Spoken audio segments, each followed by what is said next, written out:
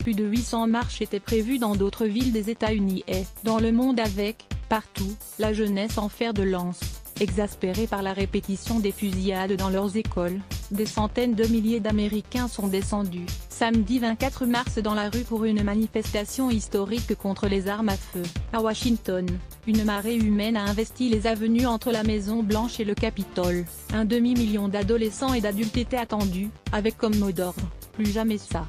Plus de 800 marches étaient prévues dans d'autres villes des États-Unis et dans le monde avec, partout, la jeunesse en fer de lance. À New York, Atlanta, Chicago ou Saint Paul, Minnesota, des milliers de personnes se sont rassemblées en fin de matinée pour afficher leur soutien au mouvement. L'événement national, baptisé March for Our Lives Marchons pour nos vies, est une réaction spontanée au massacre le 14 février de 17 personnes dans un lycée de Parkland, Floride.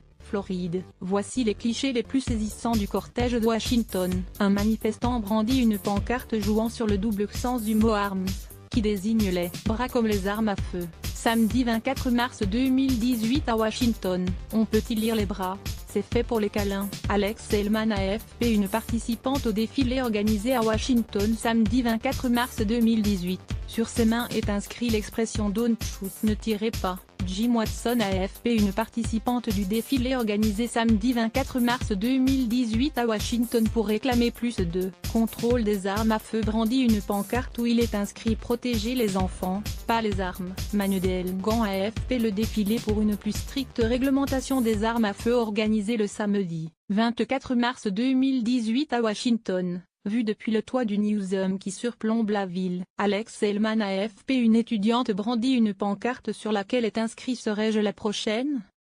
Samedi 24 mars 2018 lors du défilé contre les armes à feu organisé à Washington, États-Unis. Jim Watson AFP, parmi les nombreuses célébrités ayant défilé à Washington samedi 24 mars 2018 pour réclamer davantage de contrôle des armes à feu se trouvait Paul McCartney. Un de mes meilleurs amis a été tué par balle juste à côté d'ici, donc c'est important pour moi d'être ici, a-t-il déclaré en référence à la mort de John Lennon, assassiné à New York en 1980. Drew Anger et Getty Images North America AFP, des manifestants réclament un contrôle plus strict des armes à feu, brandissent leurs pancartes. Samedi 24 mars 2018 à Washington, États-Unis. Nicolas Cam AFP, Yolanda René King, à gauche, petite fille de Martin Luther King. Samedi 24 mars 2018 lors du rassemblement prônant un plus strict contrôle des armes à feu. Âgée de 9 ans, elle a lancé à la tribune « Je fais un rêve dans lequel trop c'est trop, et il ne devrait pas y avoir d'armes dans ce monde ».